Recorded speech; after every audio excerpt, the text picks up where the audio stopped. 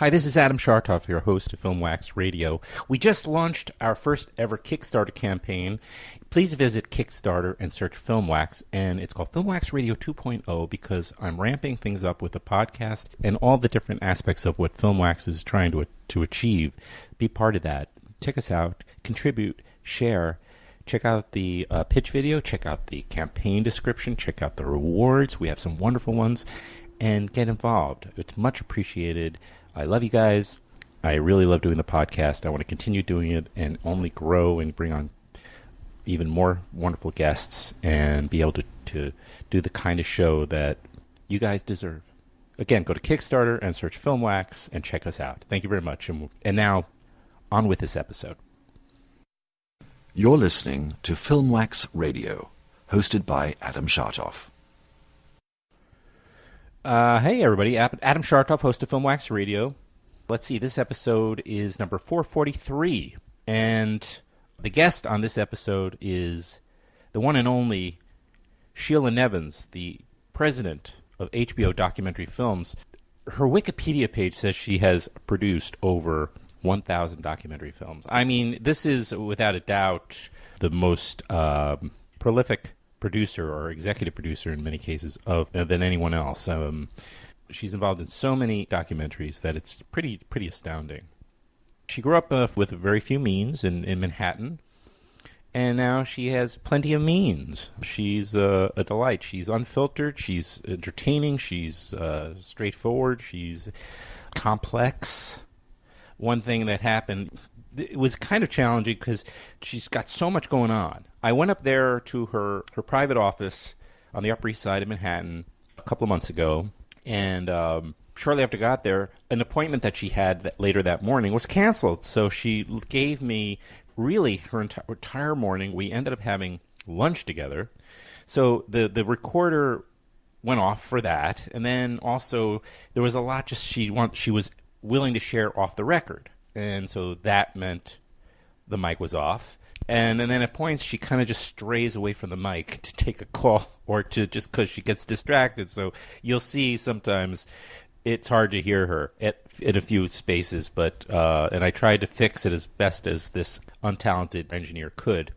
But anyhow, primarily what brought me up to her office, Sheila was just feted at Doc NYC, and Doc NYC is still happening. So it made sense to time it with that.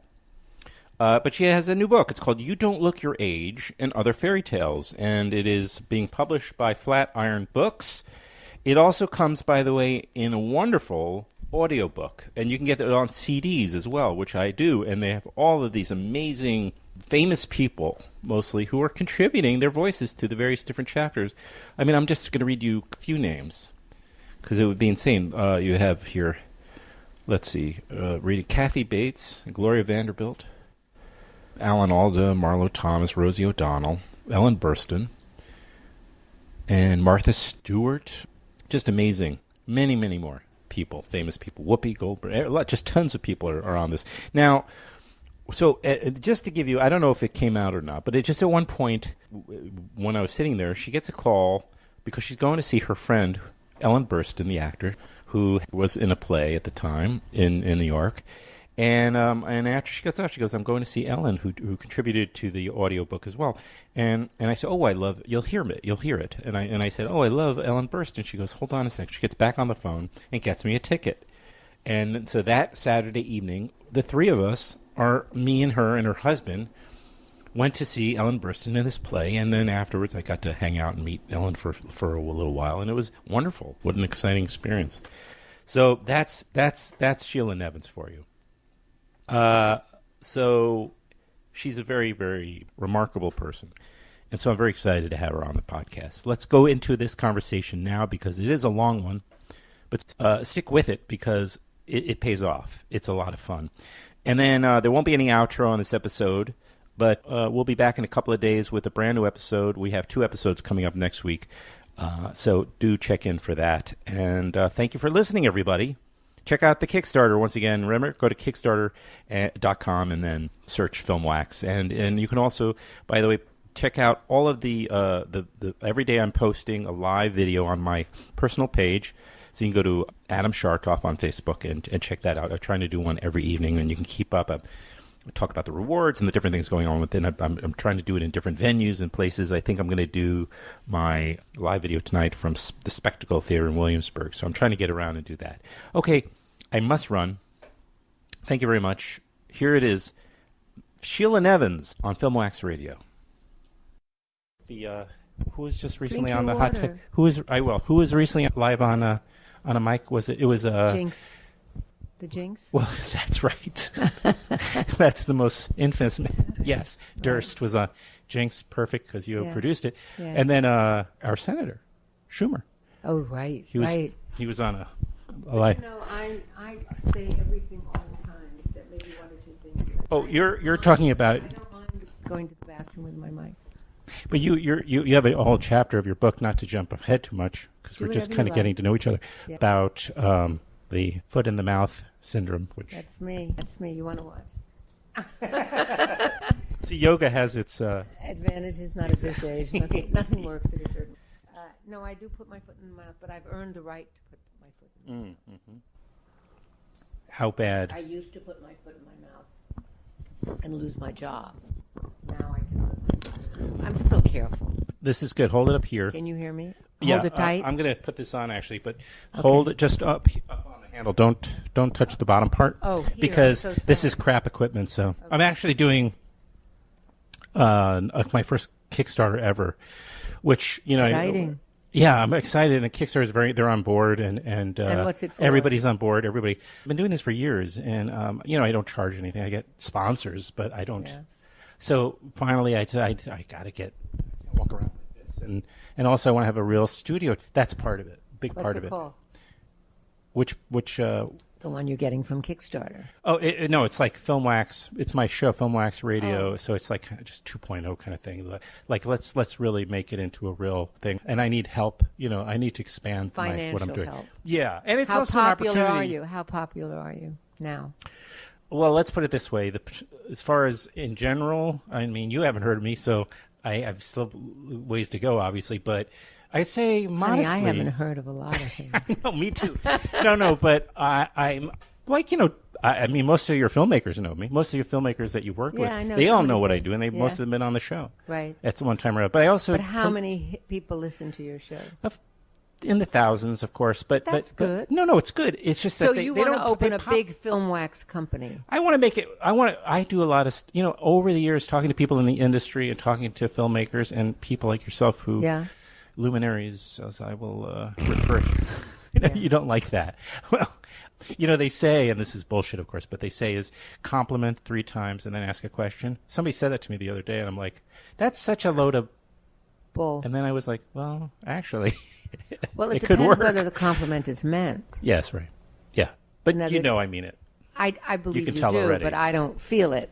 But the thing is that it's not a bad rule if you believe it. If you don't believe it, it's a tough rule because then you're lying. Yeah.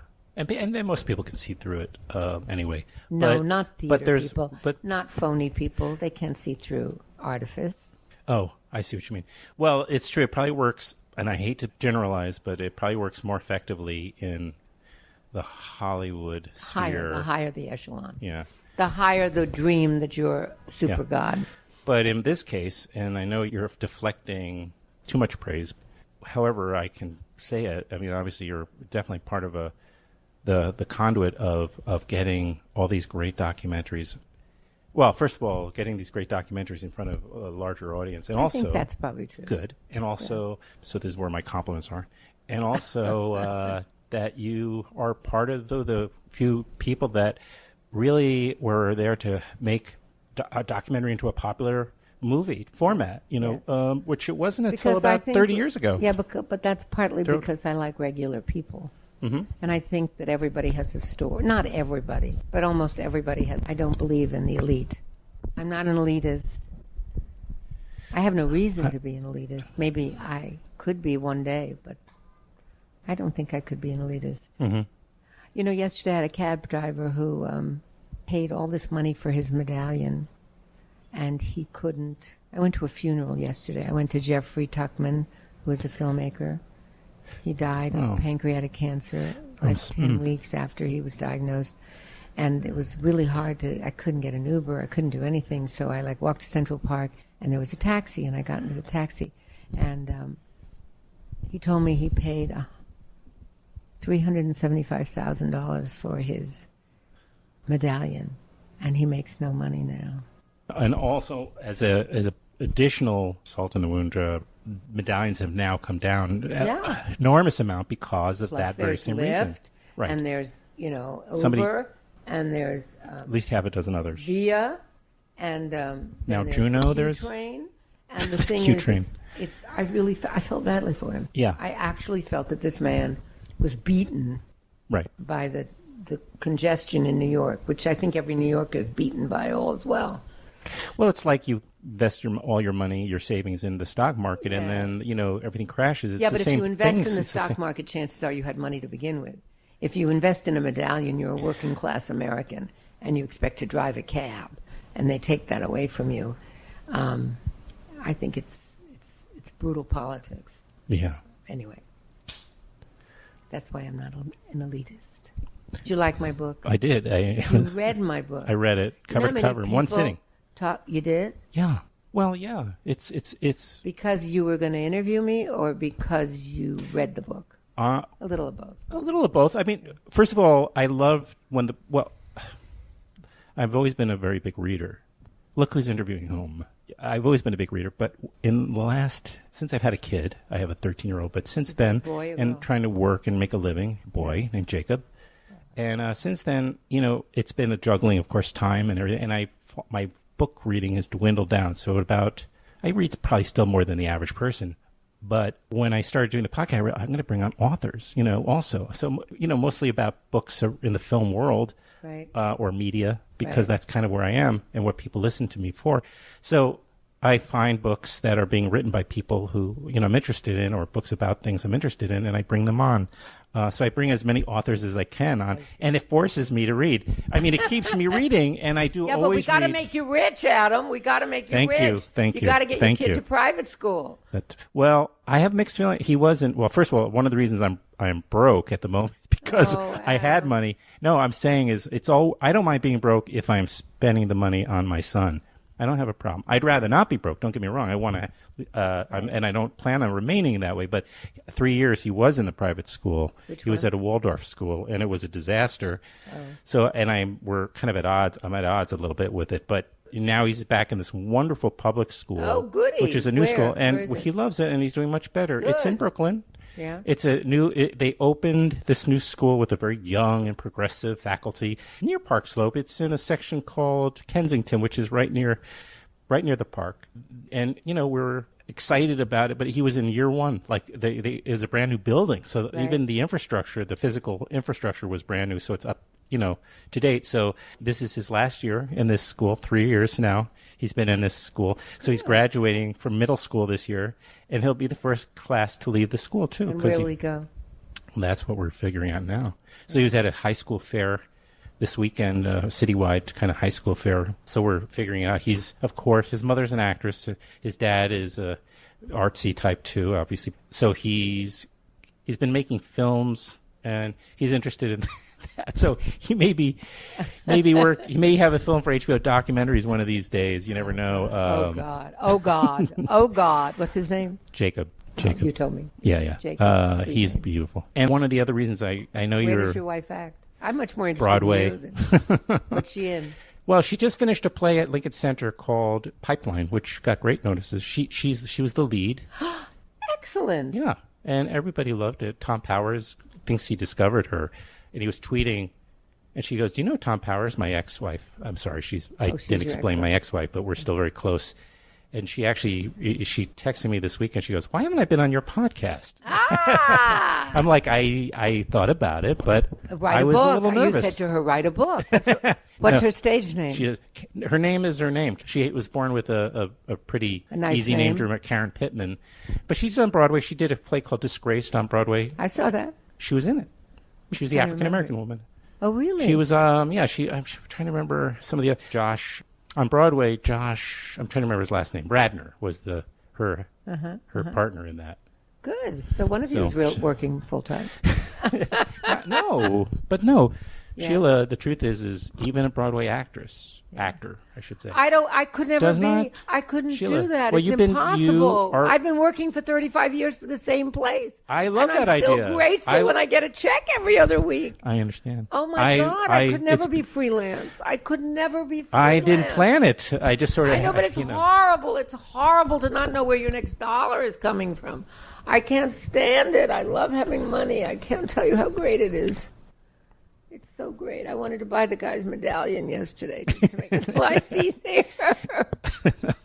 That's funny. It's very tough. The city is tough to make a It is living. tough, yeah. So if you're on Kickstarter, what are you asking people to invest in? Good question. It is. This is actually my podcast. It is. I'm handing it over to Sheila Nevins. Yeah. Host of Filmwax Radio now. Essentially, I am a champion of independent film. That's what I've been doing for over 10 years. I mean, since I left the music industry. Right. And a big part of that is the podcast. It's my way of reaching Right. people and bringing people on to talk about what they do. See, normally I'm not interviewed in Nick Planet.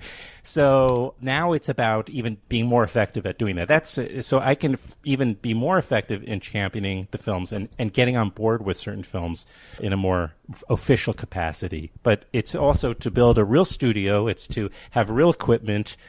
I need to have real equipment. I need to be able to hire help, at least getting started. So is it posted now? Is it posted on Kickstarter?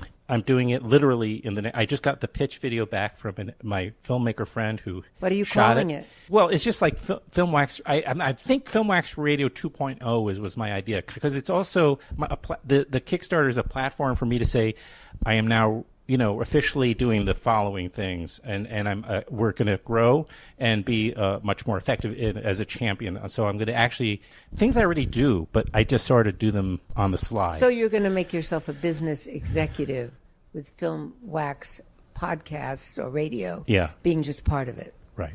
Okay. Right. It's right. It's stuff that I'm already been doing, but it's like me announcing now. Putting it all together. Putting the shingle out, and putting it all together because Sounds like a Sondheim and song. charging for stuff.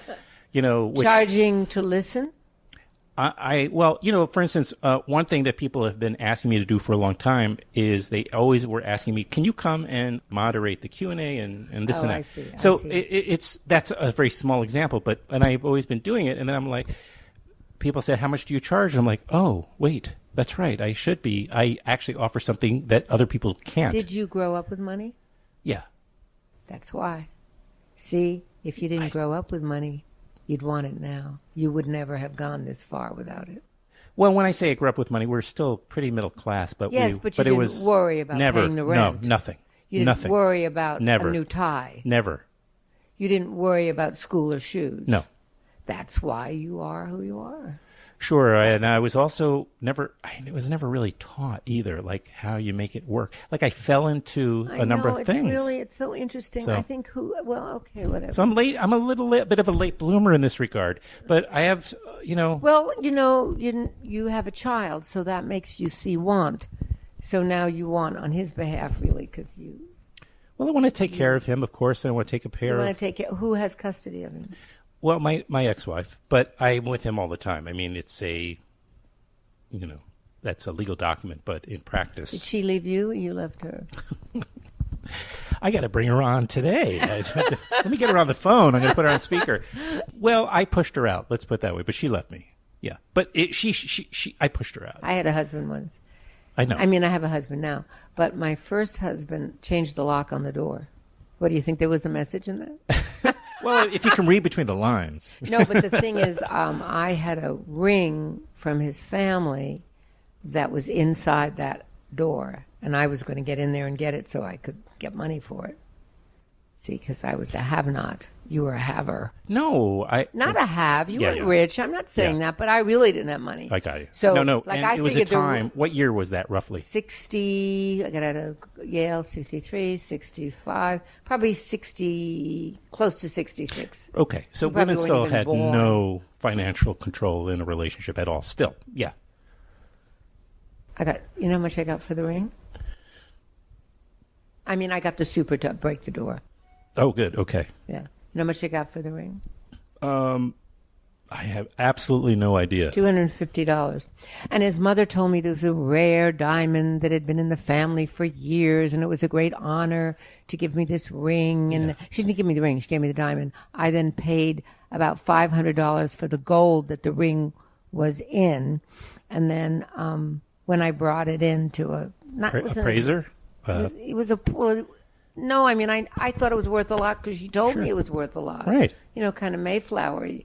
And it was worth $250. But the gold that I had bought myself was worth more. And in 1966... It was chipped. It was a chipped diamond. Okay. Like a chipped relationship. You know? Very... It was symbolic. Did you want to talk to me, or was I just... I do want to talk to you. Okay, no, I do. Go. But you are sharing stuff that's not even in the book. I got like bonus chapters. I feel like, you know. See, I read. It'll cost you. Oh dear. See, I'm not as astute a business. I should have had a contract here. You should have had your cash register here, or your wallet. My wallet, yeah. Well, yes, I did read the book, and I felt like I knew you a little bit from seeing you at public, speak, because you're consistently who you are. I mean, I don't know how to really articulate any better except to say what you see is what you get is my sense about you. I think that's true.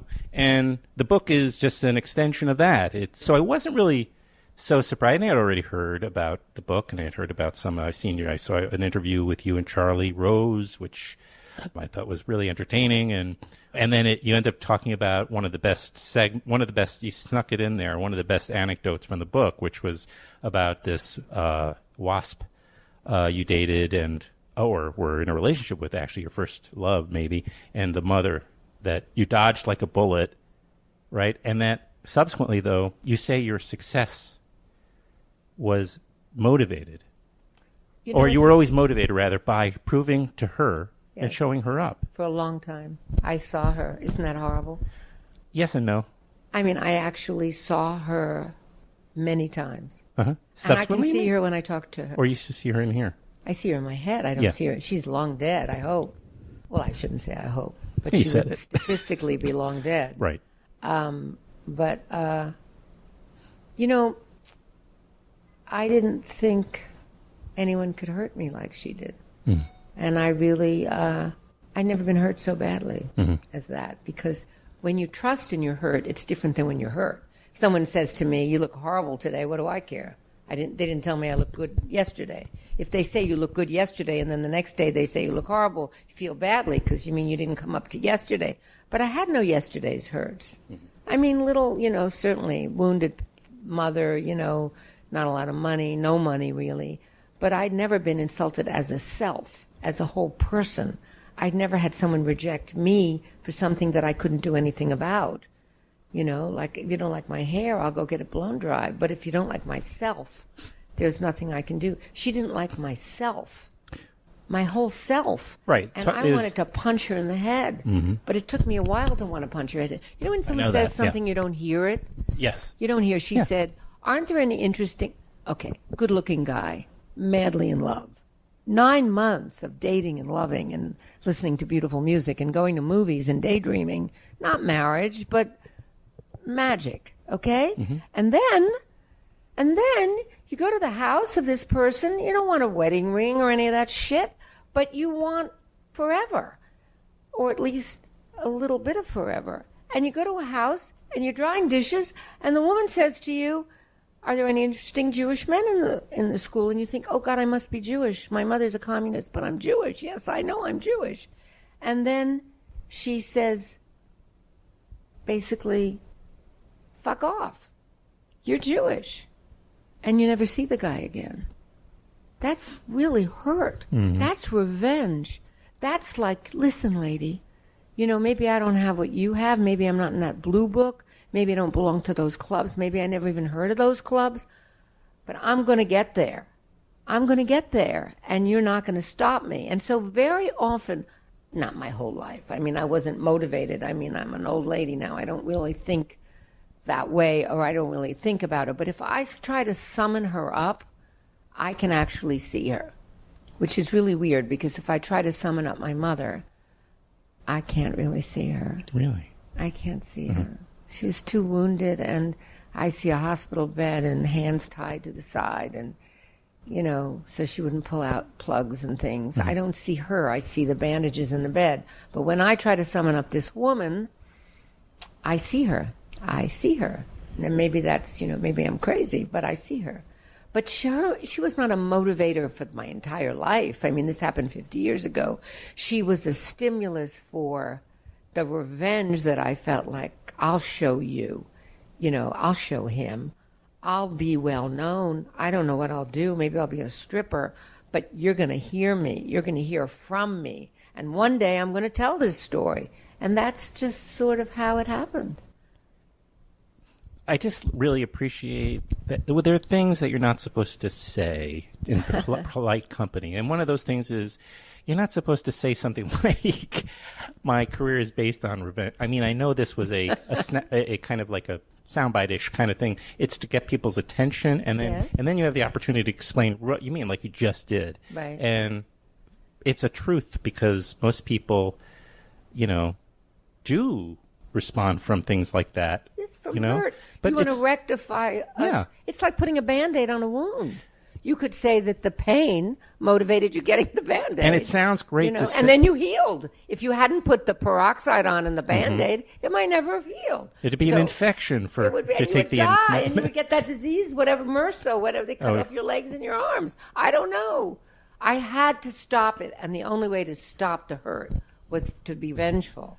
Right. So, to succeed. Yeah. I mean, I didn't wake up this morning vengeful. I woke up tired and thinking what I had to do and looking forward to doing this and worrying if I could fit in the whole day, but I didn't think about her. Mm-hmm. I thought about, was the film we did about Sandra Bland good enough?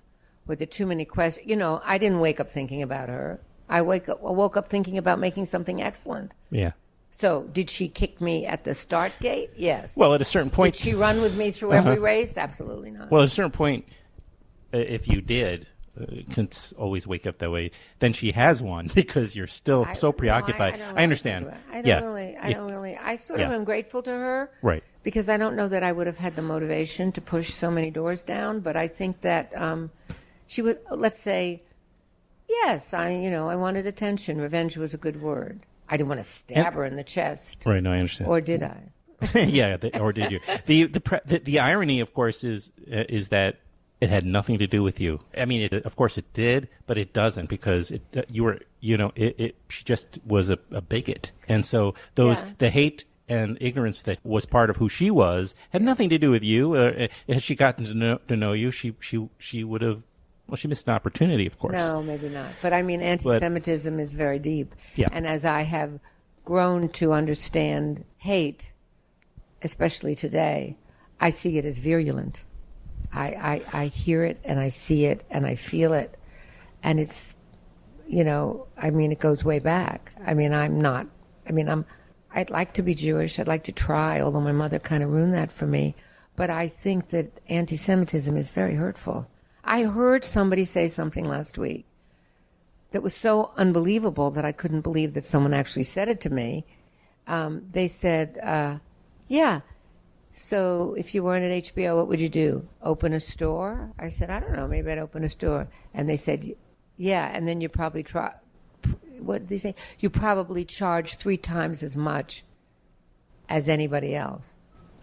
And I thought, do I say something or do I just move on? See, the reaction time got much shorter than your response as a That's true. 17 but or 18-year-old. I'm not finished with this woman who said that because I'm going to have lunch with her and remind her that she said it, and I'm going to ask her if she meant what I think she meant. Yeah. So you're going to confront her and then give her an opportunity. To engage her in a conversation to see if maybe I misheard the intent I understand. of what was probably most clearly an anti-Semitic remark. Yeah. I had a neighbor who once said there's a great tail sag down the block in the country. This was in the country.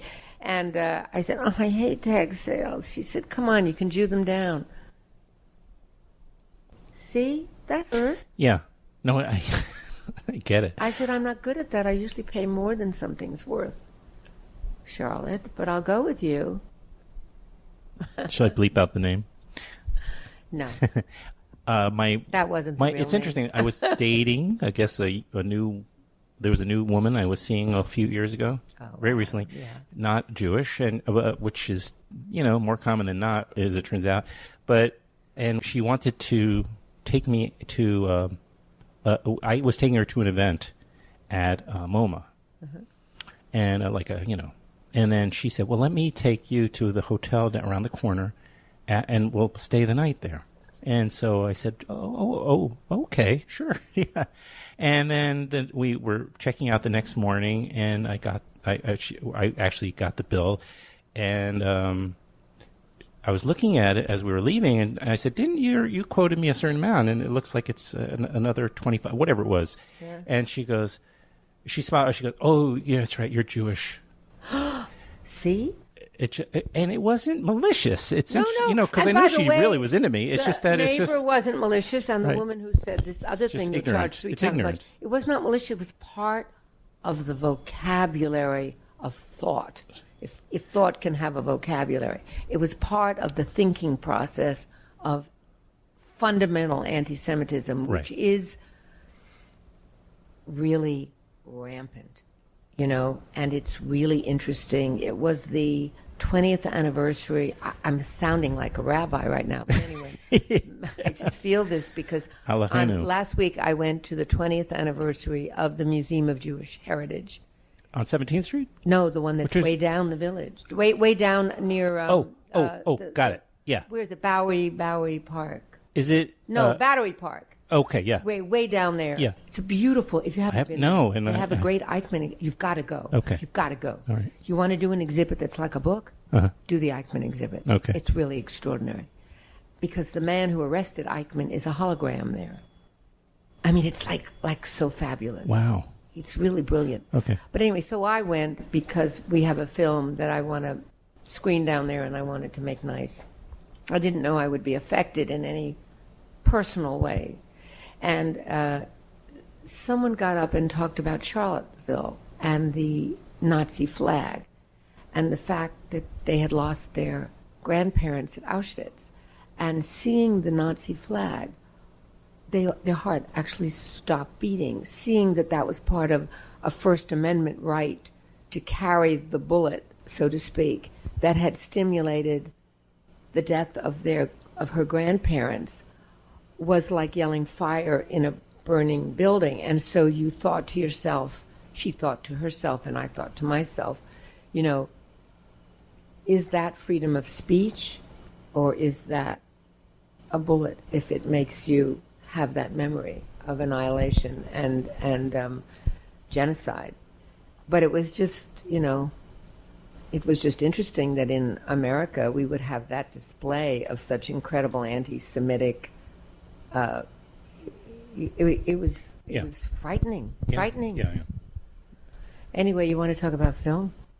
Yeah, I do. But I wanted to also just let people know that that's your sweet. book, You Don't Look Your Age and Other Fairy Tales, is currently available everywhere books are sold, or anywhere. Anywhere books are sold. Anyway, everywhere. Is there an audio version? And did you do the... Read who's in the audio version. Oh, right. Yeah. I don't know any of these people, but they sound real nice. Go ahead, read it.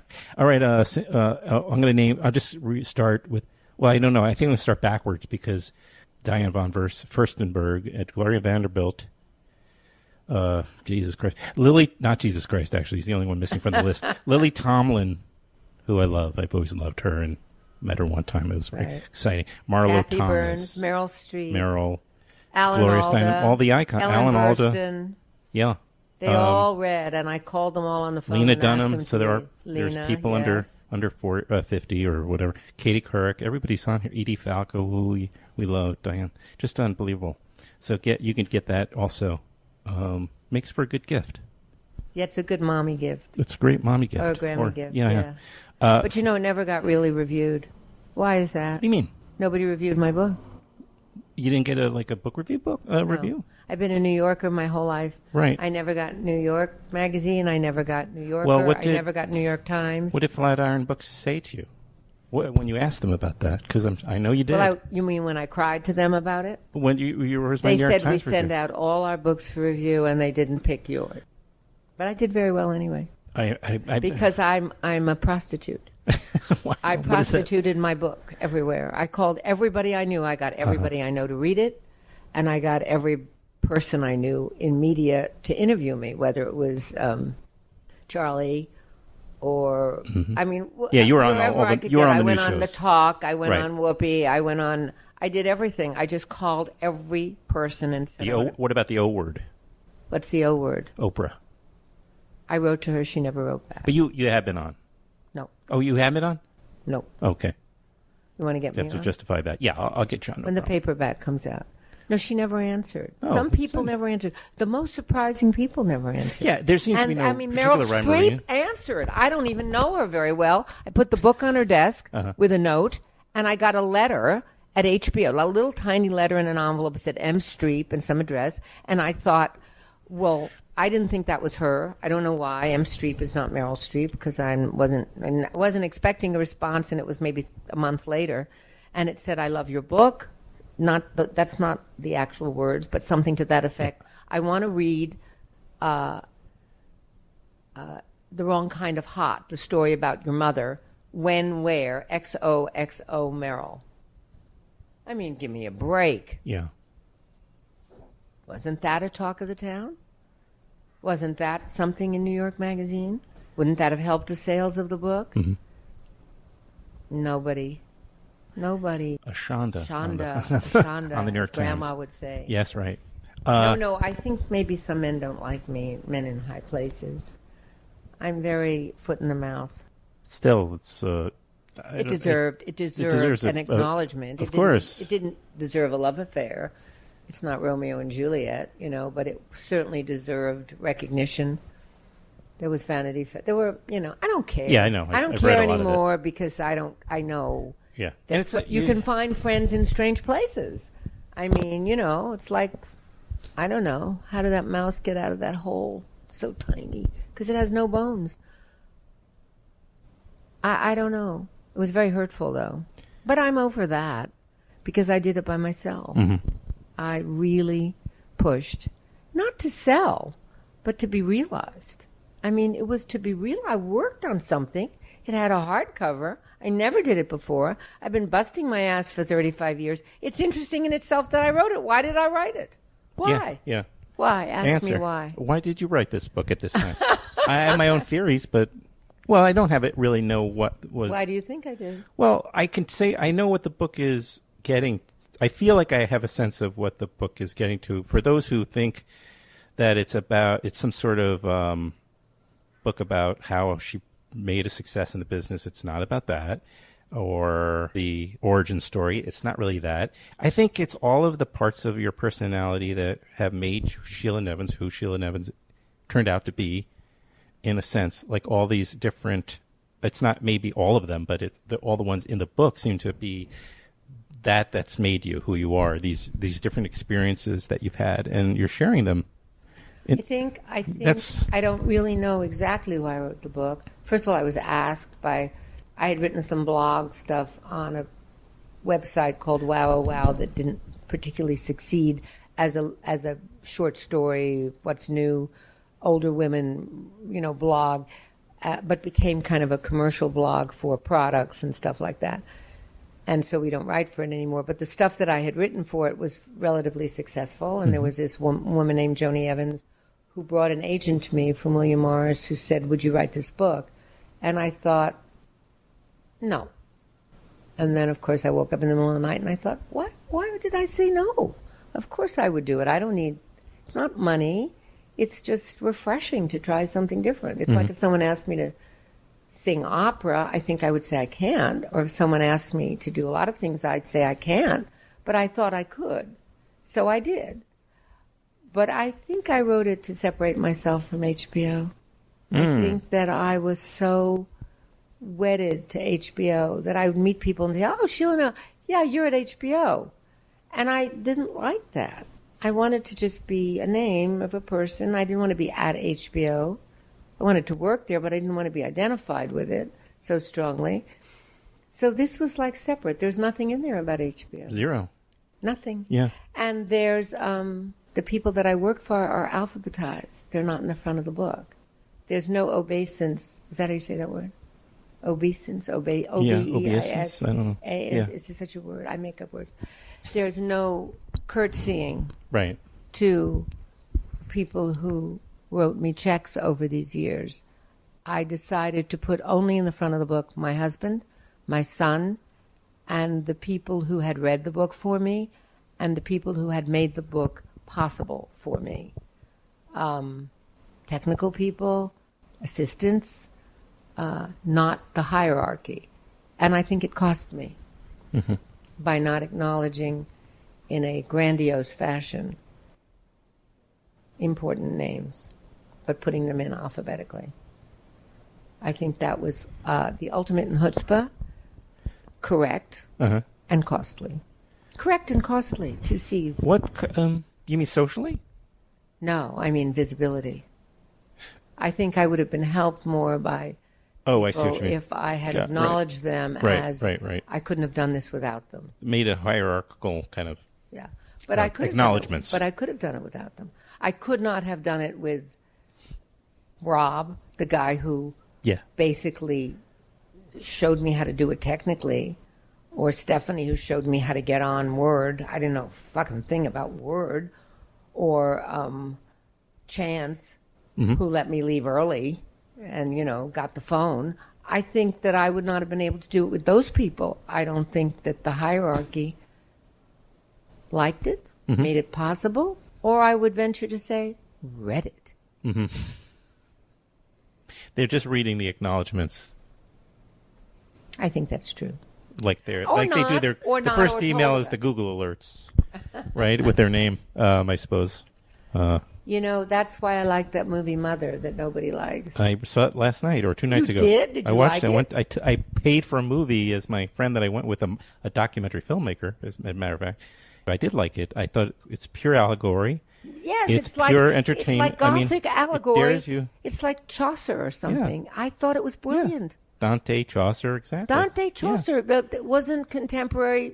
It was mythology. Yeah. But it was the mythology for the creative and the need to destroy and take the heart out of someone to get your idea and to eat a baby. Eat that baby, no matter how hard it was for that person to be there and make that baby. I thought it was genius. And who else would do that? Nobody. And it's but so he might of its never time. do it again if it doesn't make a lot of money. Well, I think he knows that. I think he knows Aronofsky. Yeah, I don't think a sweet little boy from Brooklyn. I'm not sure what he thinks. I would love to get him on here and talk about it. You should get him to talk about it. I would love to. I would love to tell him how much I love it. Well, you could. This is your podcast, as we've already established. Wait, I met him somewhere, and I told him that I went to Barn. Yeah, I met him at. I met him. Okay. Before this. Mm-hmm. I could probably find him again. We could do it together with you. Yeah, or just you. Well, we've established you're taking the podcast over, didn't we, early on? Oh, no, I forgot to tell you that. Yeah. No, we said that. But wait a second. All right, there's no money. Sure. I told you in the beginning that I needed the money. Well, here's the true reason I came is I'm going to try to get HBO Docs to sponsor my... I'm not really HBO Docs. I'm an employee of HBO. I know you are. No, and I would never... If I was HBO Docs, it would be different. I make documentaries at HBO. I know you do. But I'm not HBO Docs. And this book is not about HBO Docs, too. We've established that. So buy the book, do yourself a big favor, and you'll enjoy it, as I did. So tell me one more time about your Kickstarter so I can get on it. Oh. I'm very wealthy, you know. Am I flush here? Yeah. So I warned you. You've never been ordinary. I've learned to keep my mouth shut. As I said, I have a wonderful track record, and because I've been doing this podcast, I have on big shots. I have on... What am I? A medium shot? You can tell You're a big shot. No, you're a big shot. No, I don't think so. Well, I think in New York I'm a big shot. I think I'm a medium to low shot. Oh, I see what you mean. No, but a lot of the people that listen to my show, you're a big shot. Oh, to them, yeah. Yeah. Are they big shots or little medium shots? Oh, the whole gamut, I think. So they're alphabetized. They're alphabetized. They're Yeah, not I in the front of the alphabetize. book necessarily. I don't. Yeah, that's exactly right. I should have said something when you said that because I relate. To alphabetizing. Yeah, maybe I would if I wasn't an alphabetizer. Maybe I would also have had be a little further ahead than I am. But what I'm doing, I believe in. I believe in what I do enough to continue doing it, and that is that I don't draw a distinction. If you make good art, I want to talk to you. If you have something to say, I want to talk to you. And Well, go get Darren Aronofsky. I want to. And, there are just layers and layers of people. And one of the big frustrating... Timothy Greenfield Sanders. He's a photographer. Uh-huh. That's where I met him, at a party at Timothy Greenfield. Well, so I would do that as an operative. The thing is when... Are you aggressive? I'm politely persistent. I'm not aggressive. I'm impolitely persistent. It's gotten me into trouble. Right. But I get people like I got you on because I didn't... I'm not a me. I told you I'm a Well, I had no idea. No. Well, people said to me, Sheila Nevins will do your podcast. I'm like, okay. Yeah, for years I've been meaning to bring you on, but this was the perfect time. Darren is a little boy from Brooklyn. Well, here's the thing. He needs so people you to have, love this but he movie. he hired a publicist, and the publicist is there to really to protect him from doing a podcast that doesn't have 50,000 listeners. That's not correct. That's not right. I agree. He's an independent filmmaker. I agree. Started as an independent filmmaker. And that's still in the heart of what he's doing. Clearly, this was not made for the masses. He needs your audience. Yeah. He needs those couple of thousand people. A couple of thousand people is fine, and a couple of more thousand is fine. But somebody has to defend the film, because the film is an allegory, as you said. Yeah. It makes me weep, that film, because my heart has been torn out. No one's eaten my baby, but I know people who would have. Well. Don't you? I don't know. We're pretty protective, as you are. I mean, it's clearly, and I wanted to say, I was kind of turning to a new topic, but I do want to go back for 1 second and mention this other chapter, which was very moving, because it's not supposed to be all, I don't know, it's not like a flip book. It's not, although you can flip through it, but I'm not going to. And that is this chapter about your son and just Tourette's and just being so, open about it. We're going to read it at the Tourette's Association together, David and I. Uh-huh. We're going to get up on the stage, and he's going to read Rosie read it on the audio tape. And David and I are going to read it at the Tourette Association Gala, which is sometime in November. I should plug it, but I don't know how to plug. But I think that he's come a long way, and I think he's on the board of Tourette's, and I think that he will mean a lot to those young people that will be there to see that he can read himself as a little boy and be a grown-up now and not be ticking all over the place or doing things, So as much as I hate pharma, I love it too. Yeah. No, I understand that. I understand that conflict. It's a beautiful passage, though. And, having a son, and my son doesn't have Tourette's, but everybody can relate to There's nothing worse wanting than to protect wounded. your son. Yes, wounded. And then being forced that you can't, to be in that, there's only so much you can do. Yes, there's pharmaceuticals, but you can't take away the Tourette's. No. It's, And you can't take away the ADHD, and you can't take away the bullying, and you can't take away the fact that someone you love is not the same as everyone else, and therefore is not going to have it as easy as someone who might have it easier. That it's going to be harder. Right. It's very hard. And if it's your child, that's why maybe that Darren Aronofsky movie was so incredibly powerful to me, because she had to lose what she treasured the most in order to make him successful. Terrible. And I just looked to this. Well, first of all, I wanted to mention, since we're talking about Mother, how that Darren Aronofsky sat down with Jennifer Lawrence and Javier Bardem, right? And they had to have had this conversation. They had to. He says to them, "This is going to piss off everybody. Yes. This is going to be like a lot of people are going to hate this movie. He's had to have had this conversation. We're going to really disturb a lot of people. Are you in it with me? You know, and they had to have the number one star. She's the the highest paid maybe now. Emma Stone is. I don't know, but no problem. But she did a brilliant acting job. Yeah, no, that's the best thing I've ever seen her do. I think. Hello. Oh, no. Hello. Yes, Paul. Well, I'm in the middle of this, but go ahead, sweetheart. Is everything okay? Oh, your sweetheart. Is it evening Saturday? Thank you so much. I so appreciate it. Bye-bye, darling. I'll call you in a few minutes. Bye-bye. I have to see Ellen Burstyn, who read one of my stories. She's in, I shouldn't say have to, I want to see her in, there's another water over there for you. Yeah, no. In As You Like It, which is at the... Just hold this a little closer. I'm sorry. So we're saying. Anyway, Ellen Burstyn is in As You Like It, and it was in the Hamptons, and I hate the Hamptons. So I didn't see her there. But I didn't realize it had gone to the classic stage repertory on 14th Street, I think, or 13th Street? There's a couple of theaters right on 13th Street, between 3rd and 13th 4th. Street. 13, yeah, I can't Or 3rd remember. and 2nd. But anyway, I just got the tickets because it was sold out. I love I her. tried to get I the love tickets. her so You much. love her? I love Come Ellen with Burstyn. us to see it. Don't tease me, because I really do love Ellen Burstyn. Oh, please. Would you come on Saturday night with me and my husband if I can get a third ticket? I don't want to embarrass you in front of... You're not? No, of course I will. Yeah. I mean, you don't if know you mean how it. lovable she is.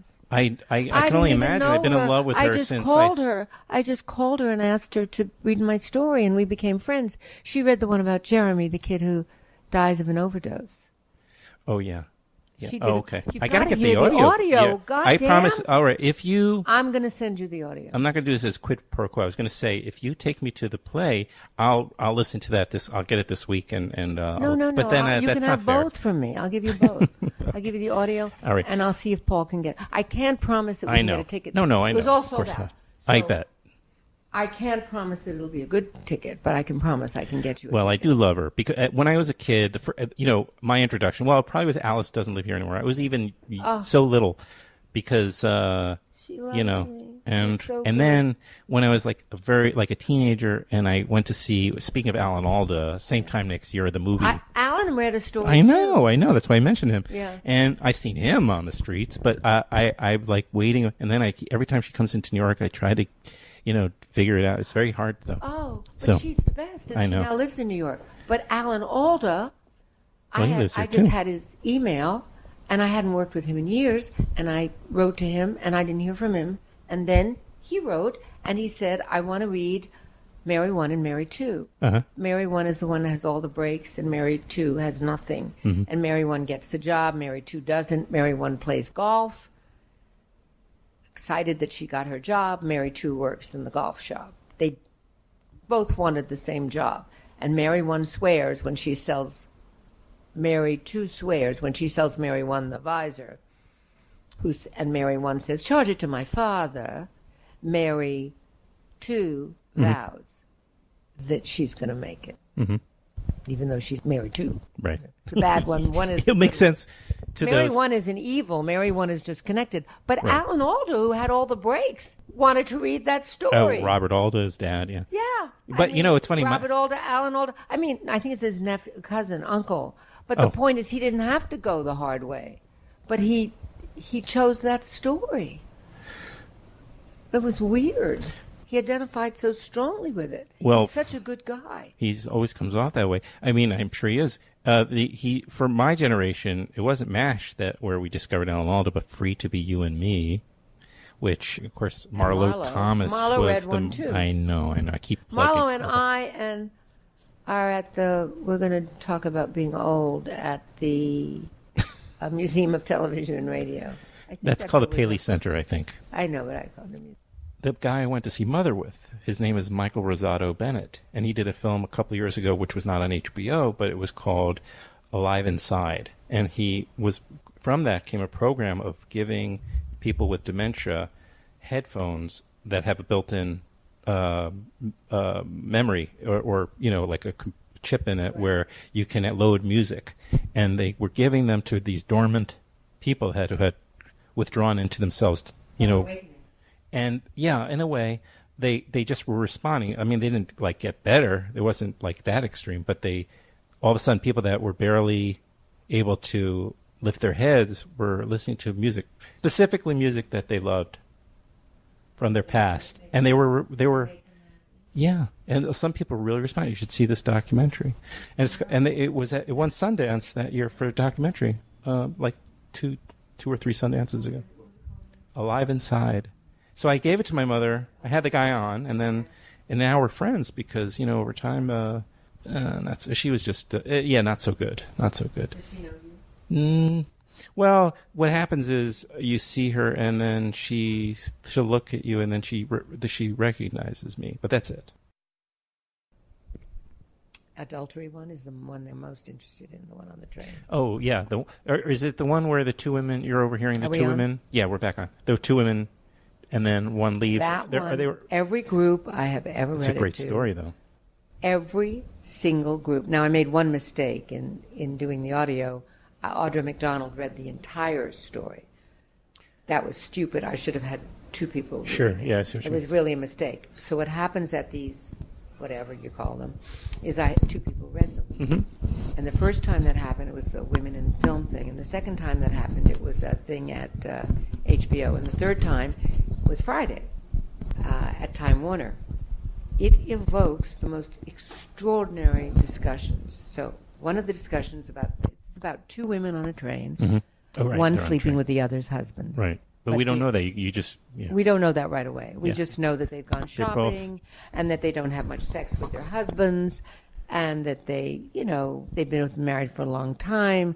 Their husbands were kind of lab guys, professors and lab guys, and they work in laboratories and invent things, science guys. And they work at New Haven. They get offers from Stanford, but they're highbrow women who've gone shopping. College women, maybe even advanced degree women. And the author, myself, overhears them on the train talking about life, sex. Then one goes off to get coffee. One goes to the food car. She goes to the food car to get coffee for both of them. Right, and then the other one gets on their phone and calls the other one's husband and says some very sweet, loving things about how your wife and you don't have sex with her, do you? And I'll see you tomorrow. Poopsie, coopsie, whoopsie. Okay. So it's a fine story. It took 5 minutes to write it. And it wasn't based on any, well, maybe yes, maybe no. But nonetheless, it was an interesting story. But I didn't by any means think that people would hook into it, especially women. But I was so surprised. I have not ever not had a response to that story. So what have the responses been? Okay, two women on a train talking about their husbands who they don't really have sex with much or whatever, married a long time, educated, one having an affair with the other's husband. Okay, number one. A lot of people felt that the one who went to get coffee for the other one always knew that she was having an affair with her husband. How did she know? How do they know that? Because she didn't get the sweet and low. She deliberately didn't get her the sweet and low. She deliberately bought her half of what she wanted. She wanted coffee with cream, and she said, "I'm a something in contradictions. I'm a woman of contradictions." They took that to be, "Don't trust me," or they took the absence of sweet and low to be, "Don't trust me." Mm-hmm. Then came the discussion of when men have affairs, do they still stay with their wives or do they leave for the other woman? Well, that created in one group an enormous discussion about how men never leave their wives unless there is another woman already. Men are too chicken shit to leave without them. Before the marriage begins, you mean that they already had? No, before the adultery. In other words, they have an adulterous affair, and then if the woman is young enough and spicy enough, they leave their older wife. But they don't ever just say to their wife, "I'm leaving you." They always leave for another woman because they don't really want to live by themselves. It's their right. It's their rite of passage. They can't go from one to the other. Then the other conversation came about God, which is really a little odd for me. But it was about you marry someone and you stay with them. And even if you do fall in love with someone else in the process, you still must stay with them as a woman. Mm-hmm. And as a religious man, you would stay. So that was another kind of conversation that happened. Then came the conversation that women cheat too. So why did I do the men that cheat? Why wasn't it two men where, So it has created all kinds of conversations from highly liberated women to highly religious women to what I've believed in some cases, possibly adulterous women, to possibly also and clearly women who know their husbands are cheating. So out of nowhere, the story that I thought would have no papa had the most interesting papa in terms of discussions. Right. I wanted people to ask me about my son or about my mother or about, rules for the workplace that I give. I mean, I expected an entirely different kind of emphasis. It's the sexiest story, not meaning sexy because of somebody's half dressed, but because it has that a bit of the, not tabloid, Yeah, tabloid. I like that word. You know what I mean? Though it has but my point is I interpreted it as a friend cheating on another friend. I wasn't. Oh, see, that's a man's looking at it. I haven't really talked that much to men. Well, if it was two guys, I would have had the same experience. Like if they were talking about how they weren't having sex with their wives, and then one gets up and goes to the bathroom, the other one calls, the would you have had wife. A different attitude? I would have still thought. I don't think so. I would have still thought, oh, it's a friend cheating on his friend. Like that's the cheating. Because that's how it's sort of set up, too. It's interesting. It never occurred to me that it would be two men. It always occurred to me that it would be two women. Well, it's interesting because women, the relationship women are between very sensitive to that story. Well, I imagine, because first of all, I imagine women feel like they have that in order to fight a lot of the misogyny out there, that to also give the impression that that a female friend could cheat on another female friend with her husband, is the lowest you could go. Yes, so to put that out there, I would imagine that the women would have been the most offended, if anyone's offended. Because you can't write about that. That makes us look like we're... Oh, interesting. No, I haven't had that reaction. Interesting. That's good. This is just me, although, liberal... No, but I'll tell you something so interesting. I only read the negative comments on Amazon about my book. I thought that's all there were. No, they write positive, 51%. Okay. The book doesn't have that high rating, but that's because I don't ever tell anyone to write anything. I was told to tell friends to write, but I didn't. Well, I'm going to tell people because that's my job. Good. Okay, fine. But the thing is, I couldn't do it because it was embarrassing to me to be so demoralizing. But I was advised that the way you do this is you tell... your college roommates, and you call all your friends, and you look down your Rolodex, you say, please write something good on Amazon, please write something in Goodread, please, please, please. But I didn't do it. Not because I'm such a moral person, but because I want to know what people thought. And because this wasn't it sort of wasn't my day job, if that makes sense. Anyway, so I let it just happen. So I have like 165 comments, which is pretty good, of which I'd say they're divided equally between negative and positive. I don't read the positive ones because I know that they like it. Yeah. What I like to do is like to read what people don't like. Now, some are vicious. Some are so mean that they are, I have a really good psychiatrist, but I mean, some of them I've brought to my shrink because they've said things like, she's so narcissistic, she just cares about the way she looks.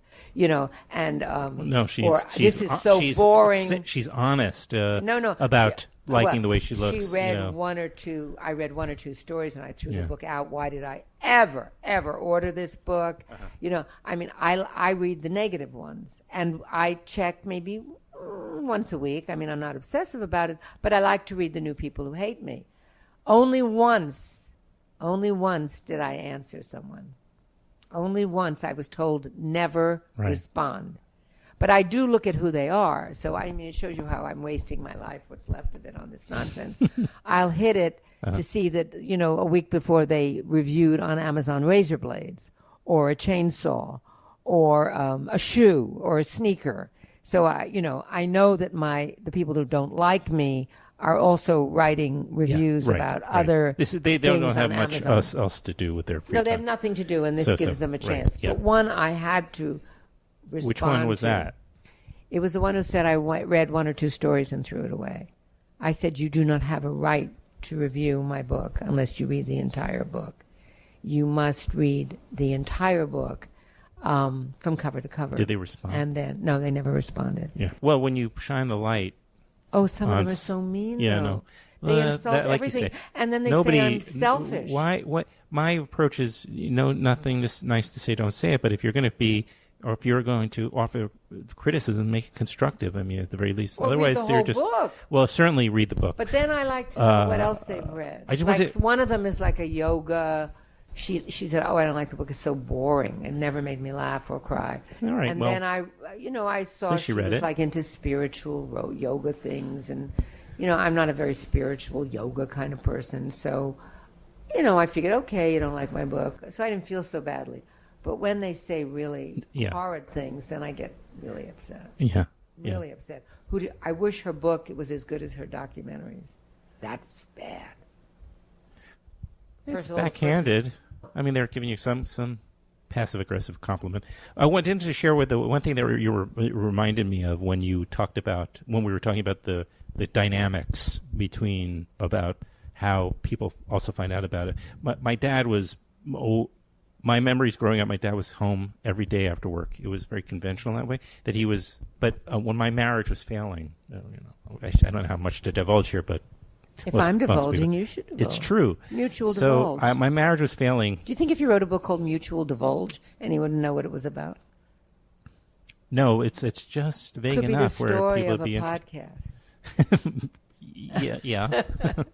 or marriage. Well, in my unhappiness in my failing marriage, I made some poor choices. Let's put it that way. Nothing extreme, but bad still. And my wife said, you should go and talk to your father about this.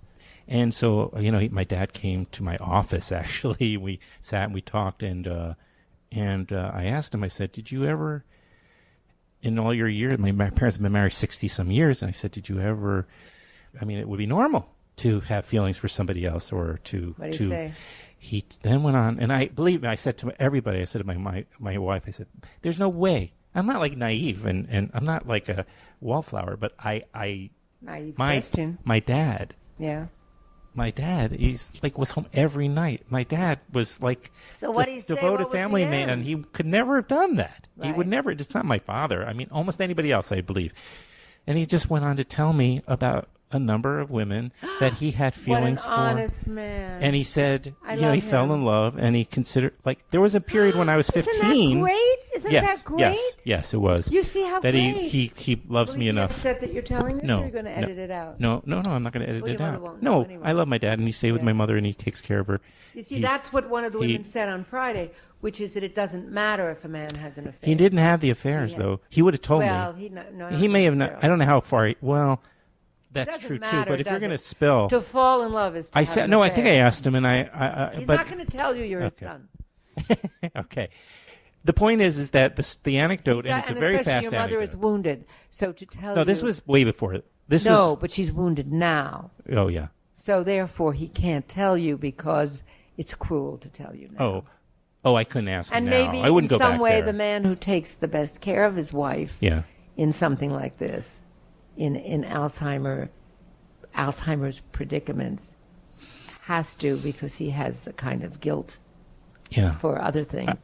I'm not accusing him of anything. I know. I'm just saying he's not going to tell you. I understand what you mean. Right. I wouldn't go broach it again anyway. But the thing is he breached, I broached. You can't be in the workplace and not fall in love. Here's how my mom always found. Everybody finds out, right? Yeah. Because most people give it away. Most guys or whoever is doing the you can transgressing. smell it on their clothes. There's all sorts of ways they let you find out. Right. They're going to stay, they let you. Yeah. Find out. Oh, right. They're going to go. That's a very good point. They don't, because that affects how much money they get. Okay. My dad had over this person who he worked with, this woman, with her husband for dinner at my parents'. And at one point during the fun evening they were having, my dad reached over and took a piece of food off of her plate. After the evening ended and they went home, my mother says, "What's going on?" Oh, brilliant. She's brilliant. She picked up on it. She could see it because that was such an intimate act to take food off of somebody's plate, right? Brilliant. It's brilliant. Yeah. It's a great short story. It's a great short story. It's a great short story. It's Cheever meets Updike meets no, it's you. Updike meets me meets yeah. a little bit of Aronofsky. Only because he's with us today, isn't he, Darren Aronofsky? It's eating, just like they eat the babies in there. He's eating is a visceral, sexual, sensual act, and taking it off her plate in front of both her husband and his wife. This unconscious thing is that he an did. Unconscious togetherness that is really, he's ingesting it. Yeah. So I thought you'd appreciate that anecdote. No, I don't appreciate it. I think it's genius. I think it's a genius story because a genius of your mother. Mm-hmm. Because would I have thought that? Yes. Well, you have to take Dad into account too. I don't know the husband and the the relationship, the type of. There are people that will take food off of anybody's plate. Once, no, but not in your own home. In a restaurant, people tend to taste each other's food. Interesting. In someone's home, it's an invasion of a certain kind of privacy. It's your mother's plates. They bought the table together. Yeah. He changed the light bulb This is where that morning. they raise their children. Yeah, this is where the sink. Yeah. She reported the sink dripping and the thing to the super. Super didn't come. He called and told the super to come right up.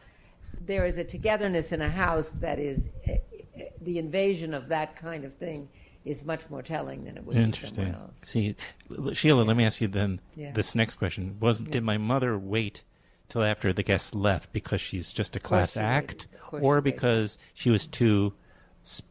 She wouldn't have had to confront. What do you think? I don't know. Say it again. Did your mother? Well, she didn't say anything until after they left, and my question was, I wonder if she did that because she couldn't feel like she could confront people there, or because she's just too classy to do it. Too classy.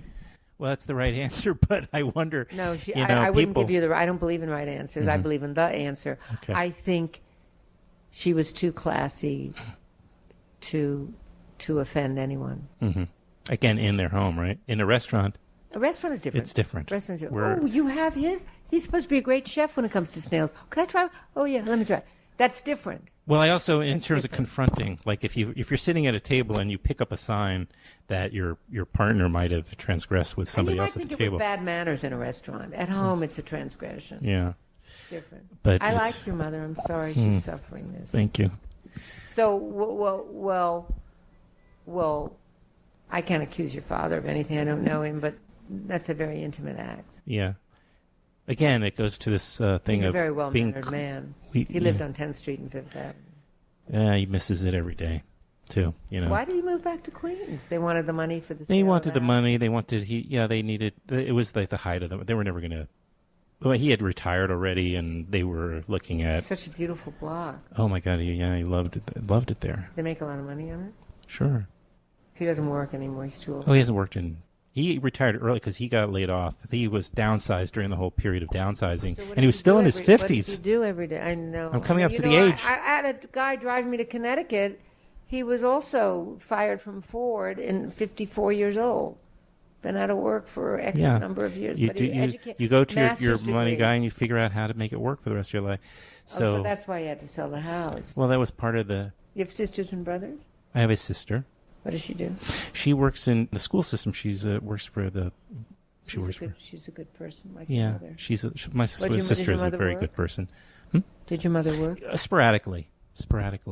I think I got her gene. They met in art school, and they were both graphic artists. No, I wish. I wish. I do have it, but it's not in the same sphere. She was could paint, draw, sculpt, photograph. Everything was. So where are they? Where's the art? Oh, it's there. They have it at home. Yeah, she was never ambitious. She just it was for herself. Different generation. But she could cook like an artist. She was also. All the more reason. She just does everything. So that was a meal that she had prepared. Yeah, well, that's right. People would come over. We had family, like cousins, would want to move in, and did because they just were so taken care of. When she saw that, I think they worked it out. But I remember a period of time when there was a very strained period in my parents' relationship. My mother sequestered herself emotionally for a period of time. I was a teenager. I didn't know how to deal with it. And they, by the way, all my childhood, individual therapy, group therapy, this came up. It's not like they didn't deal with it. And they got through it, And, well, they probably got through it for your sake. Maybe, I don't know. I just couldn't. Yeah, I'm sure it could have been. They loved each other. I mean, well, love has levels of definition. Sure, and it wanes and it waxes and it waxes. And it's, But you can't. You work in the workplace, you fall in love. I see it all the time around me. Sure, people. Of course. Of course. You have a building full of people in their 30s and 40s and 50s, and you're 60 or 50 and 60, and they're 20 and 30, and they're lonely, and they have no place to go at night, and Yeah. Office romances are quite complex. And quite prevalent. 10 years in. And quite prevalent. Yeah. Oh, yeah. Well, I was 10 years. I met my wife into Sony Music, so I remember. How did we get off on this? I don't know. That's bad. Yeah, we didn't even talk about we didn't talk about documentaries. Oh, well, you tell me if I need to edit. You don't have to edit anything. We edited a segment in the middle. That was different. That was a personal, interpersonal. Sure, of course. There's nothing that I ever say that I sort of regret. Good. Because I wouldn't say it. And I do divulge. I do come out. I mean, and it's part of what censor. I do here. I mean, like the little girl in the story who, says that some of her best ideas come from not being able to censor. If you censor everything and you don't tell it like it is, then how are you going to have an idea? I wonder, really. Mm-hmm. Ideas come from free thinking, free thoughts. You get yourself into trouble sometimes. Mm-hmm. But, the real trouble is pancreatic cancer or getting hit by a bus or a terrorist. Lunch! This doorbell has 13 different things, and it decides which bell to ring. That's get up. It's, you will be late. It also has jingle bells. Oh, okay, because I thought that was... It also has coming. We're talking about I think the I film. would This be is the film closer to reality TV. Yeah. In what I really love than I would be to something as brilliant as, 12 Hours on Vietnam. I appreciate and respect it, but I believe... Or Ken Burns, or? Yeah. I believe the 1% is watching. I know what you mean. I understand exactly. I have right. Desire. You want people to see the documentary. I want to do Taxi Cab Confessions and Real Sex and Class Divide, which is about the park between the Avenue School, which is $50,000 a year, and the Elliott Housing Projects, which is on the other side. Mm-hmm. I want to do those stories. That's a great. But those are the stories that I like. I'm not interested in celebrity particularly, although I certainly respect it because I can imagine the price, especially having seen the Aronofsky movie. But I really like people who need to be seen, not people who have already been seen, if that makes sense. Sure. But I also hear you say, it's interesting because I mentioned Doug, and yet you say you don't like documentaries with voiceovers. When it's a crutch, I assume you mean because... Well, no, I don't like voiceovers that are objective narrator voiceovers. Oh, so firsthand. I adore when someone tells their own story. Okay. I was trying to rectify.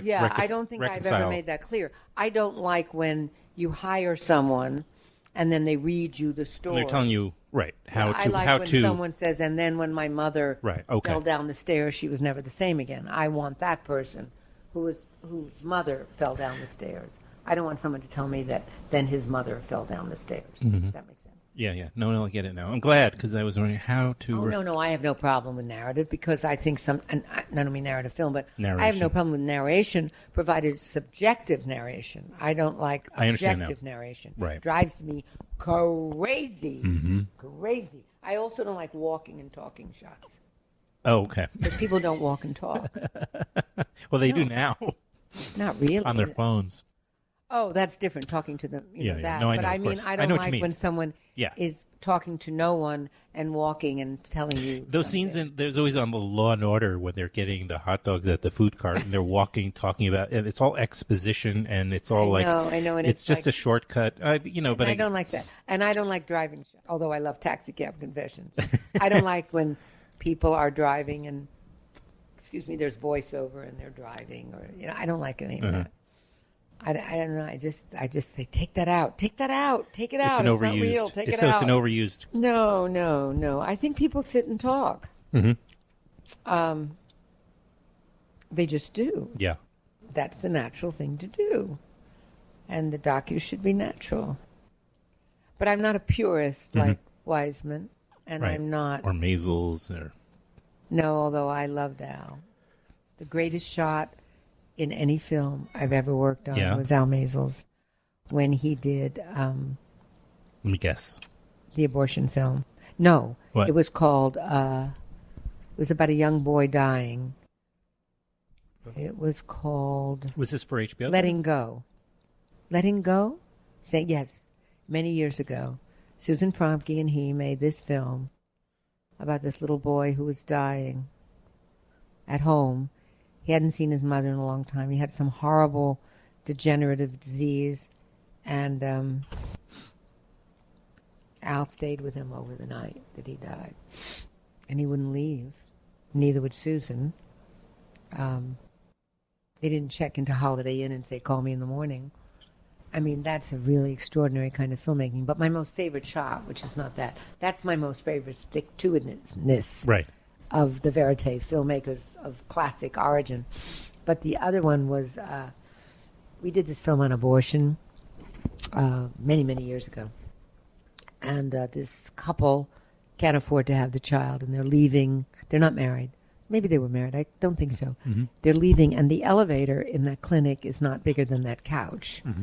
It's maybe 4 feet by 6 feet. It's a small box of an elevator. And she's just had her abortion. She comes out of the clinic. Her boyfriend is waiting, her husband. They go into the elevator, and Al goes with them, which was then a rather large camera. And all I could think of was, because I knew the size of the elevator, I'd been in it, and he shoots the two of them, and they don't know he's there. They don't know anyone's there. And he's there, this little elfin genius with this big camera is in the corner of this tiny elevator. And he shoots it, and it's a very sweet scene. The young man looks at the woman looks at the young man, and she puts her head very softly on his shoulder. It's so beautiful. It's so perfect. And I said to him, you were in that elevator with those people after she just had an abortion? He said, yeah. I said, you were actually in there? Did they know you were there? He said, no. I mean, that's true verite, right? Yeah. I mean, that was genius. There's nothing comparable to that. Nothing. The other favorite I have is in How to Die in Oregon. This was not them. I can't remember who the cameraman was. I should. Someone comes to administer. They have euthanasia as legal in Oregon, right? It's legal in Oregon. One of the first states. The first state. Then I think it was Washington State. Now I think it might be Colorado. I don't know what it is. Makes sense. Anyway, this woman who is in her 50s is dying of liver cancer, Cody. And she has her hair done the day before, and her stomach is all bloated. She has tons of fluid taking out. Yeah. No, fluid. Tons of it taken out of her stomach. Gives all her clothes away on camera, to her friends. The doctor arrives. The family is around. It's snowing outside. The cameraman does not go in the house. He shoots through the window to see the snow. The doctor comes in, greatest docu-line ever, and she says to the dying woman and her family, I'm sorry I'm late. And she's about to administer the medicine that will let Cody go away forever. I think that's just incredible. No one could write that line. No one could write that line. No one in the world. And no one could sneak into that elevator. So those are the great, great moments. And these are the moments of why so many people have responded to documentaries, as a But the form is The very form. much celebrity now. It's difficult to make a docu like Class Divide and have it watched, or it's just difficult. Yeah. Except at Sundance or in the aficionado villas of the sort of educated halls of reality. Yeah, I know this one's on another platform, not HBO, but Yancey Ford's Strong Island, very, very moving. Which one? Strong Island, which is Yancey Ford's... I don't know it. Tell me what it is. I should say he is an African American because he identifies as a male.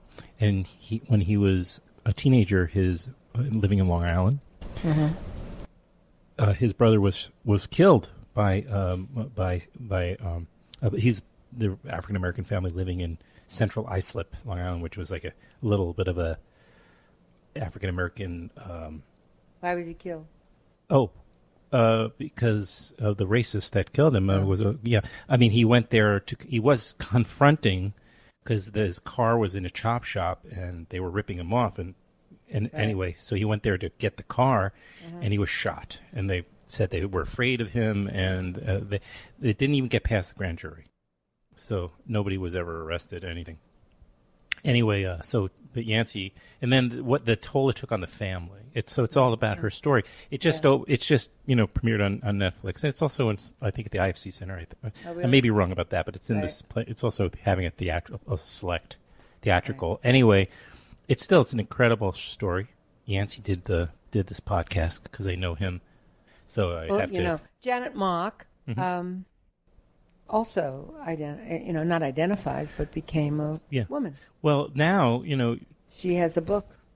To transition doesn't necessarily even mean making any physical modifications at all. It could just be that you self-identify. To me, though. It is. It's confusing that you're a woman but it's with a fluid. Dick. It's a fluid thing, and I don't know if Yancey will make any changes in that regard or not. I mean, it's a personal choice. We have a film called Quinceañeros on a 15-year-old who was a boy who has a quinceañeros as a 15-year-old. What? He has a quinceañeros as a 15-year-old girl. But he has breasts. He just still has his dick. I see. Oh, okay. He's a girl. Yeah. So he has his quinceañeros. I've had to just sort of reboot my entire trying to figure. It's tough. It's tough. It's a tough thought. Sexuality is fluid, though, and it is whatever. Now, someone says they are is what they are, and regardless of how you look at them, what they look like, the packaging is no longer the identity. Interesting. See, we have a show here. Yeah. Think about it. We've done it. All right. Timmy I'm not trying to sell myself. I just think Timmy I did want you on. Timothy Greenfield Sanders did the trans show, the trans list, he called it. And Janet was in it. That's where I met Janet. Oh, I see. And that's how I got Janet to read one of my stories. But and Carrie Fisher was supposed to read those stories. Mm. Carrie died. Yeah. Unnecessarily, I guess. I don't know. Well, it's a tragic thing unto itself after all this wonderful changes in her life. But then her mother just goes like a week later or something, wasn't it? It was just shocking. Did you see her film, Bright Lights, with Carrie Fisher and Debbie Reynolds? I haven't seen that yet. I love to see. I want to see that. Yeah. Is that on HBO? It's on demand. I can watch it. Yeah. I have HBO Go or whatever. You have it? Yeah, you could watch it. Oh, good. I don't know how I missed it so far. It's a wonderful documentary. I think. Even though it's a celebrity documentary, yes, but it's not about celebrity. It's about a mother and a daughter. Mother and a daughter. Yeah. Who don't know that a year later they're both going to be dead. Well, yeah. So it's valuable in the very nature of its serendipity. Yeah. If Carrie knew. Carrie didn't know. I loved Carrie. Mm-hmm. She's like one of those people that, you just feel, oh, God, I would love to have had a sit down for a... Yeah, but I had. Yeah, I know. I loved her. She was complicated. She was brilliant. She was ill. Mm-hmm. But she was so sane. Yeah. Maybe you have to be ill to be really sane. Mentally ill. Ill. Or go through that. She was special. Yeah. Well, and thankfully she came out as bipolar. Yeah, I mean, she broke down a lot of barriers that way, or at least the. But shock treatment was working for her, Mm-hmm. and then I don't know enough about it, but I know she stopped. But it seemed to be working. She seemed to be able to do her Broadway show, Wishful Drinking. She did it every night, and she still was getting shot. I don't know. I'm not in a position to talk about. I don't really know the answers. Yeah. Except that I spoke to her a week before she died, and she was okay. And I saw her in London. She died December, between Christmas and New Year's of last year. God, she hasn't even been dead a year. And I was there the preceding April or March when she was doing a final voiceover for Star Wars. She was okay. She was a little high, but she was good. She was alive. Mm-hmm. She wasn't dying. And then she died. As you said, it's well, yeah, it must be the toughest part of getting older is just everybody. But dying. Carrie was only I know. 60. No, of course. Carrie was 60. I went to a memorial service for a 57-year-old this weekend. Would they die? Complications. They had a number of problems, and they just sort of all manifested, got to a point. And so it's unclear to me exactly what it was, but I know she had pulmonary issues and some organ failure thing. So it was just... Yeah, somebody who was like an editor at Harper's Magazine and who was very big in the literary world. We've been talking a lot today about publishing world and the literary world, and this is person who edited David Foster Wallace and all these other wonderful. She just died. Yeah, she was. I mean, it wasn't sudden, but it was. Well, I think we're built to disintegrate. So I guess the time at which you disintegrate, that plant is older than that. Wait. That plant is older than that plant, but that plant is dying, and that plant. Sheila's office is surrounded by orchids, actually. I like beautiful. Orchids. Yeah, well, they're beautiful. But I think the thing is that one should have died before that one. Mm-hmm. So how do you explain it? They've got the same amount of light. I guess it's the genes. I don't know. Listen, we could both go walk out and get hit by a bus, right? And then what? Then you don't get your you don't get no you're in great shape. Publishing this, you have a long wait. No, you are in great shape, and not really, but I'm okay. You have a rash. We'll take care of that. But there's Gloria, who's 5 years older than I am. Yeah, she walked here from her house. She lives in 70s in Madison or whatever. So who knows? Listen, and 1 minute later, I didn't have this rash on my neck yesterday. Then you won't have it there. I know, but probably by tomorrow. I got a big rash all over my neck. We'll take care of it, and you'll find out. No, but I mean, what I'm saying is, in one day, life can change. In one day, you can lose someone you love. In one day, you can find someone to love. It's all magic, serendipity, no God. But Harry Dean Stanton, 91. So that's wonderful. That's okay. That's fantastic. That's pretty good, right? Yeah, I like when it says natural causes. I don't like when it says cancer. Yeah. That's right. Somebody asked me, what does Harry Dean Stanton die of? When he died of being 91. That's. But my dad is 81, and he shows no signs of. Does he go out every day? He goes out. He does their food shop when he comes back. Every time he leaves, he feels like he's got to get rushed back to be with my mother, even though there is an aide with her who dresses her and showers her. She adores. She takes such good care of my mother. The unsung heroes, right? Of that we don't pay for. Yeah, our teachers and our home health aides and our nurses and all the important people. Our medallions and sometimes our policemen. Yeah, when they're behaving. Is there anything else you want to ask me? No. You've been. Did you want to incredible. Ask? You're going to sell my book? Yeah, we're going to sell your book. Of course, we're going to sell lots of copies. You don't look your age. You look at that Amazon thing. It's really terrifying. All these bookstores, they can't sell books because it's cheaper on Amazon. So these little bookstores are. Oh yeah, no, of course. It's horrible. Yeah. Well, there it is. All right, let's say goodbye. We'll do a part 2 sometime in the future when you have another book or because we didn't talk about documentaries. We touched on it, and I know what you love and what. See, even just describing those. No, but now I know. Hold on, we're going to say goodbye. You know me. You know my docu. No, that's right. And supposedly she's been involved or helped make over 1,000 documentaries. Oh, that's way not more possible. than 1,000. Wait, I said over. Okay, somewhere between 1,000 and 2,000, and also apparently, from what I'm told, has won more Emmys. Speaking of which, because they were on last night, which was going to be my way in, but we got started kibitzing, so I didn't go by any planned structure here. But you've won more Emmys than any other nonfiction. I don't know if that's true anymore. It got to be. You'd have to check Peabody's. And well, you know, the Peabodys, they won't release it, but I think I have. All right. I mean, these things don't matter really, but it's nice. Oh, yes, they matter. I'm trying to be, I mean, they don't matter. If I really. said it, you know what? They don't matter really. But let me just tell you something. Because documentaries are so unknown, or right? were so unknown, Yes. They mattered. They were pedigree. They don't matter so much anymore. Yeah.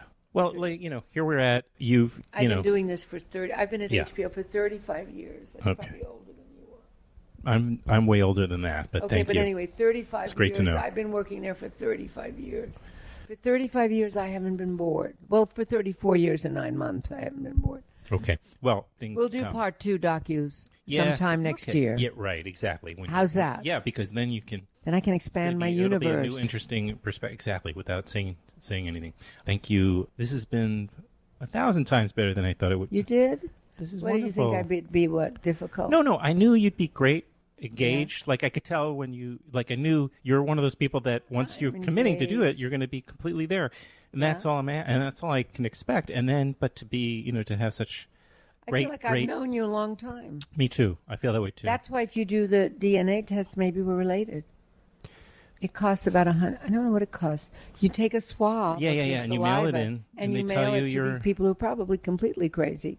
I'll show you. You want to see it? Yeah, I'll show it to you. All right. Thank you very much. Bye. Thank you. I loved my interview. Me too.